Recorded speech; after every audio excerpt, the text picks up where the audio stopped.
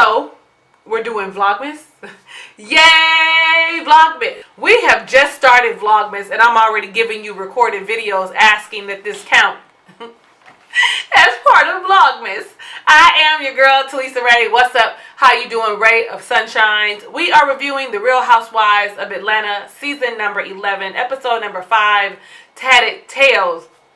Listen, I already know you're giving me a pass on this not being a vlog, but you're also going to give me a pass because I'm not all glammed up. Like, this is how I feel. I actually just finished running about an hour ago, and so I said, let me hurry up and get this video out.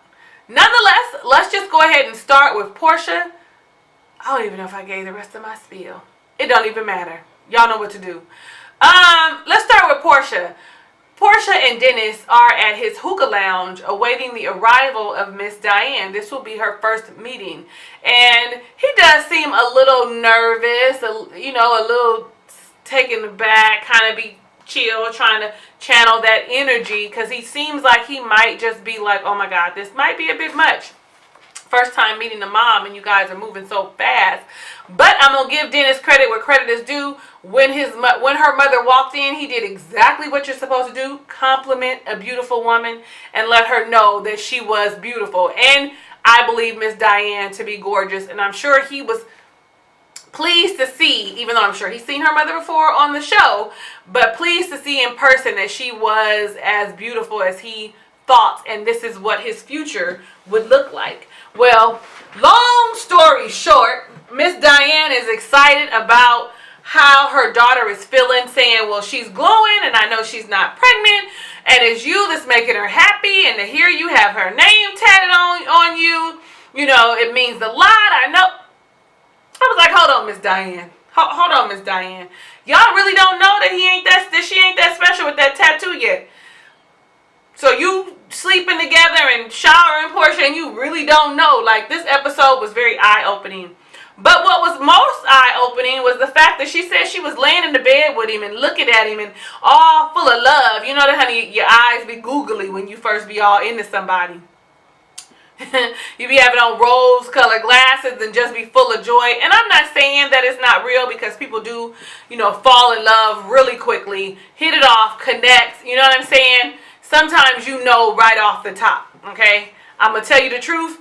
I didn't feel like that about my husband, and we moved rather quickly. I didn't have that instant, like, oh my God, with him. He worked his way into my heart. Nevertheless, this isn't about me. My point being, she decided to mimic the tattoo that he had behind his ear. They have matching tattoos, which I absolutely adore. I figure the next time I'm in love, I'm going to get matching tattoos. Well, my husband and I had a lock and key, so the key is gone. It's just the lock now. So I'm going to get matching tattoos with whoever I'm in love with next. No, I'm serious. I hope they game and not be like, I don't want no tattoos. I'm tatted up, y'all. I like that Dennis said he would only get married one time. So though he's gallivanting around with all these ladies, I'm only going to get married one time only. So I was here for that. So I don't give a damn how many watches and tattoos he getting on him about other people's name. He's marrying one person and one person only, and really until you're married, you're single. But let's talk about Candy, her little messy ass. I mean, she gonna learn soon enough just to keep your mouth closed. Like, so Candy meets Cynthia, Nene, and Marlo, or Cynthia meets Candy, Nene, and Marlo, whatever, for lunch. Marlo was talking about, I'm so glad to see you all dainty because you look like a tomboy. Ain't nothing wrong with being a girly tomboy, being cute with some tennis shoes on. Now, I'm not really big on tennis shoes, but I consider myself a girly tomboy because I like to do, like, I'm not a girly girl. I'm kind of rough. I'm kind of hood, so I can get that. So as they're sitting at the table, Miss Candy, who always is super messy, but on the same flip side is super sensitive about her man and her children if you put your mouth on them. But she seems to always put her mouth and what she knows about somebody else's business to other people.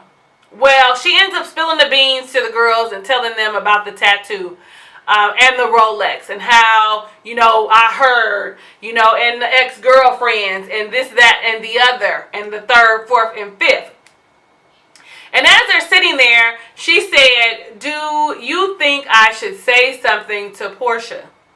Now, Marlo to me looks like she is like, well, you should tell. And her spirit, to me, it looks like she feels like, I think you should let her know. But both Nene and Cynthia say, nah, you got to stay out of people's relationships. Stay out of their business. Let them do their own thing. We're going to just not say nothing when we leave this restaurant. I knew that was going to be a problem. First off, Candy, you just got to keep your mouth shut. And I want to know, would you guys, okay, number one, Candy and Portia really don't rock like that. So I really feel like Candy is being messy and really should just be quiet, or let Portia know. Go straight to the source and tell Portia what she heard, which really isn't necessary because everything comes out in the rinse, as my grandmother would say. You know what I'm saying? All the dirt and the suds and the washed up is coming out in the rinse. You understand me? So, or is it come out in the wash? It's the rinse, I think.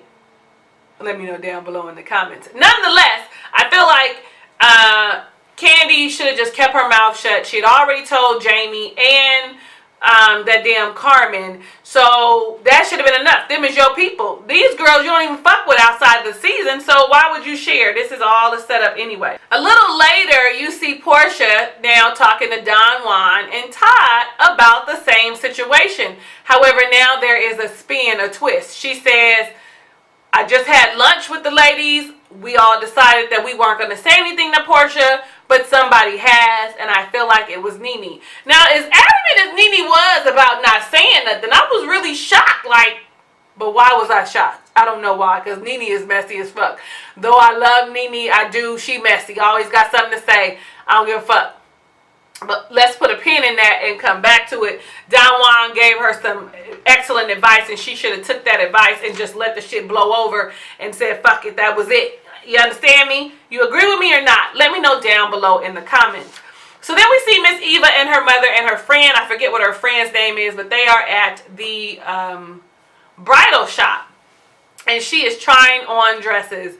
And true to form, Mom thinks it's her wedding, and Mom is telling her off the top what she don't like. You shouldn't wear that. Don't wear this. She tried on, I don't know, 6 dresses, 5, 6 dresses, and her mother did not like any of them. The neckline too low. Oh, you want to, that's too ball gownish. My favorite dress that she tried on was the first one. I'm sure that is not where she's getting her dress from. I can't be sure of that, because the lady in the back had told her, listen, don't worry about your mama. You tell me what you're looking for, and I'll pull that out, and we'll work on it. So, Miss Eva the Diva says I'll be back. But I don't know how many of y'all have been married and actually had a wedding, and your mother took over. If that was your scenario, please raise your hand.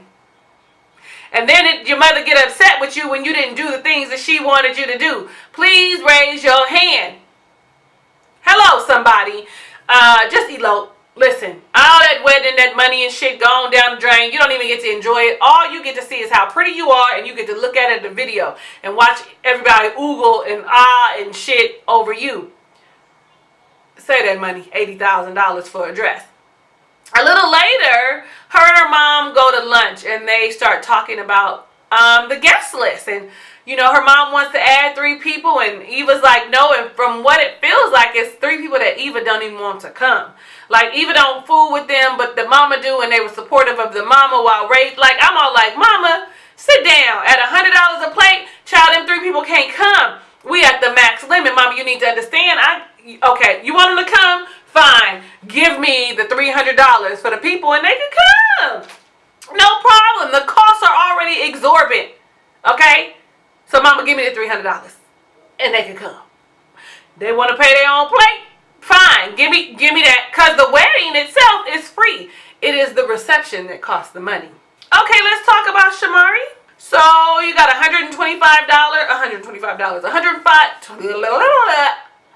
125 people for a 1-year-old birthday party, and you try and justify it by saying it because you didn't have a baby shower, that they need to celebrate Ron Jr. and Roman.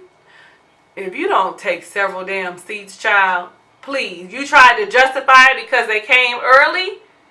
all twins come early. They all be preemies. Because there's not enough room in there for 2 babies.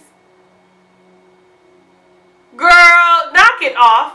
But what was eye-opening was the fact that when she told Ronnie about the conversations with the ladies and their open marriage, he was uncomfortable, did not like that she shared it. And actually, since we know that the open marriage was her idea, he actually seemed to be uncomfortable with the whole idea. And what I gathered was that whole Shamari was in love with the bitch she was fucking, okay? I'm gonna just have to put it plain and simple. It almost ruined their marriage is what he said. That means she was in love with the chick. She was probably ready to walk away from that relationship. Quiet as it's kept. That's got to be a setback, a blow to the abdomen or something. So first off, let's talk about the birthday party. Let's talk about the birthday party. I am like not impressed with the setup of the birthday party, and maybe it was in rainy months. I don't know what day the birthday was, but I mean, y'all couldn't do better than that. You spent a whole lot of money on that indoor-outdoor party, and it was a brunch, which is weird as fuck to me. Like, I don't know. But you saw Marlo and her nephew, and Marlo was hot. Like, it was evident all that fanning she was doing. Either she flashing or they didn't have no air conditioning. Which one was it? Let me know down below in the comments, honey. She old enough to be flashing. She old enough to be flashing, okay? Then Todd and Candy and little Ace arrive. And Shamari comes and sits down, and yet again, messy fucking Candy opens her mouth like, where's Portia? Keep your mouth off Portia. Like, you don't fuck with Portia. Keep your mouth off Portia. Please. Like, you a fighter, but so is Portia. Like, keep your mouth off Portia, please. And here's the thing. Shamari, if y'all wasn't talking all this time between high school and now, what makes you think she gonna just jump back on the bandwagon? She ain't got no kids. Lil Lauren's daughter's gone. Why in the fuck do I want to come to a kid's birthday party? I will not. I'm not the godmama. We not close friends. I'm not doing it. I send my love. I'm with you, Portia girl. I'm with you. I mean, I got an 11-year-old and I still don't want to go to birthday parties. But then, I mean, Candy was like, Candy just can't keep her mouth shut. Like, Candy got to stir the pot, but I guess that's how you keep your job, right? That's how you stay on top. When she started talking about how Eva was throwing shade about the outfit. And at first I was thinking, she wasn't throwing shade. Candy, you being messy. But when they replayed what the rules were, you either answer the question or pass the peach to who you talking about. I was like, oh, and that nigga Eva did start backpedaling real quick, real fast, quick, like, she was, like, I was just like, okay, DJ Eva, I was with Candy on that, but even though Candy is working my nerves, just being too in everything, like, I mean, it might be truth, it might be facts, but you don't always have to say something about everything. That's just how I feel, and maybe I'm wrong. Y'all could disagree with me down below in the comments. I need to hear what you have to say. And you know what I wanted to say? Ronnie is weird as fuck. Period. Okay? Let's talk about Nene. So Greg is going to go vegan now? Okay, I like the idea. My Greg went vegan right after he was in remission, just like Nene's Greg. The difference is we didn't get the option of getting chemotherapy. We didn't have a clue about that it was needed.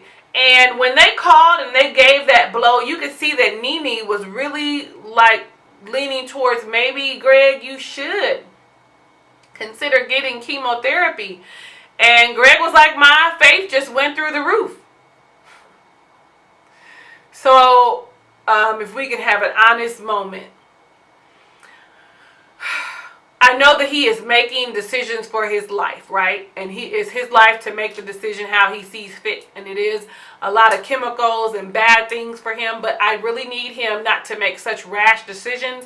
I really want him to consider everyone involved, especially Nene. Because the weight, the burden will be on her. Especially for them to say that it was positive for cancerous cells or tumorous cells to be floating around. The likelihood of his cancer coming back has increased. And I'm a believer, y'all know it. But I also believe that God has given people medicine, given us doctors and all these, treatments to help along. I mean, faith without works is dead. But listen, I may not know what I'm talking about, and I'm for people doing whatever they want to do with their bodies. I feel like had that option been given to me and my Greg would have taken that option, and it could have been a possibility that he would have been around longer or still right now. Okay, I'm just here to tell you that. Okay, so let's talk about this last little thing, honey. The wine tasting that Cynthia invited Kandi, Porsha, and Nene to. Kandi and Porsha arrived first. Now, remember, Kandi had heard that Porsha had found out that Kandi had been running her mouth about her man. And Porsha said it. You don't want nobody talking about Todd, so don't talk about my man. And I really liked, okay, let me back up. So I guess as they're sitting there and having conversation, Kandi saying that Porsha is just throwing Dennis all up in her face. Dennis this, Dennis that. And for her, it makes it feel obvious. So she feels like, I need to just let it out and put it out on the table. No, ho, you could have just kept quiet and let her rave about her man. You said what you had said already. I said what I said. You know what I'm saying? You already said what you said. You meant it. It's out. It's whatever. Whether it's true or not, they know where you feel. And it got back to Porsha Porsha told Dennis, and Dennis went and talked to his, exes, and the exes called Kandi. And I think that Dennis's behavior was a little bitch assness, if we being honest. He should have just been like, fuck that bitch. I don't give a fuck. I'm with you now. So what? Whatever. You know what I'm saying? He didn't have to justify it. To me now, it feels like you're hiding something. But I don't know, any fellas that are watching or that do the review or watch the show, what did y'all think about Dennis's behavior? Is that something that you would do? I'm gonna be honest with you. The dudes that I fool with, it wouldn't even have crossed their mind. He would have been like, okay, Ann, yeah, I do got the name. Yeah, I do. Yeah, I did give her a Rolex, but you my girl now, and you getting all the benefits and more benefits. You know these niggas is slick. The niggas I fool with anyway is slick with they mouth, honey. Smooth. Have you walk away from your mama. So they would have figured out how to rectify the situation and make you feel secure, because that's really all that this whole thing is about, is having an understanding so that Porsha feels secure in the relationship and doesn't feel like she's looking like a fool, because all this shit going around got her looking like a fool. She spills the beans finally that his name is tatted on him, that her name is tatted on him, and they all looking like, what? Like it's unbelievable. And she said he's got so many tattoos on him that I could be looking at him right here and her name could be there and I don't see it. Which tells me that she was looking at him right here and saw the name, but just was like, whatever, it's before me, because your past is your past. Y'all know how I feel about that. Now, she went too far with whatever antidote she gave, but I do believe your past is your past. What you did before me has nothing to do with me, as long as it is not jeopardizing my life. Long as you ain't coming and trying to give me no diseases, ain't no stalker bitches coming around trying to kill me, like you ain't jeopardizing me and my family, then what's in your past is in your past. It don't affect me. Kandi calls Nene on it and says, well, you had to have told her. And Nene said, first of all, I didn't say anything. Everybody looking like, Cynthia's like, well, I know I didn't say nothing. Nene in the confessional talking about she didn't say nothing, because the producer says, well, Nene, did you tell Porsha? And she said, I didn't tell Porsha. And that next breath, Porsha saying, Nene told me. See, this is the shit that's going to cause turmoil in a couple episodes. You saying you didn't, I'm saying you did, so one of us is lying, and now we finna butt heads. We just healed last season. Y'all, it's messy, and it's intentionally messy. They're gonna be friends again like they friends right now. The only ones that I was really seeing is not rocking with one another was Porsha and Kandi.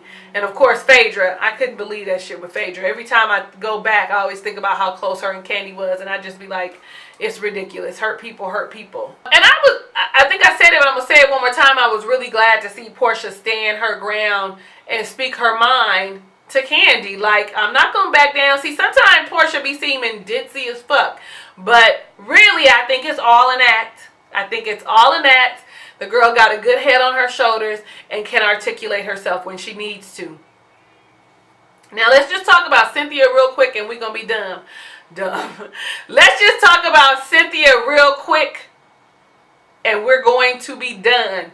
That was a Freudian slip, because that's dumb as fuck that you don't know about the business venture that you're going into. You just gonna let somebody else have creative rights and make all the decisions and come back and give you all the information and present it to you. What if they're giving you false information? You need to do some research of your own. I don't give a fuck how much money you got. I'm sure that you need to still be in the middle of what is happening. Like, I'm not gonna give you no money to open up no wine. No wine tasting, wine cellar, wine whatever, and I don't know nothing about the business. I need to do my research. I felt it was stupid, just like the other girls did. Did you guys agree that that wasn't a smart decision, or do you feel like her having her team look into it and come back with the data is good enough? Because you got to trust your team. A lot of people trust their teams, and their teams fuck them. I'm just saying in real life. So let me know down below in the comments what you thought about this episode. Messy Kandi, that's what's going to be happening, but I'm looking forward to next week's episode. She giving him that shoe for the birthday. She pregnant. The glow, the mama was wrong. The glow up is really a baby in the bun. We know she pregnant right now, right? So, I mean, you can get pregnant if you shooting up inside me. Egg meets the sperm. Sperm fertilizes the egg, and boom, an embryo is formed. So it's quite possible. She happy. I hope he happy. I can't wait to see what his reaction is. I am your girl, Talisa Rae. Thank you so much for watching my review and recap of The Real Housewives of Atlanta, Season 11, Episode 5, Tatted Tales. Before you go, if you haven't done so already, the subscribe button and the notification bell. Click them. Hugs and kisses and lots of love. I'll catch you on the next video.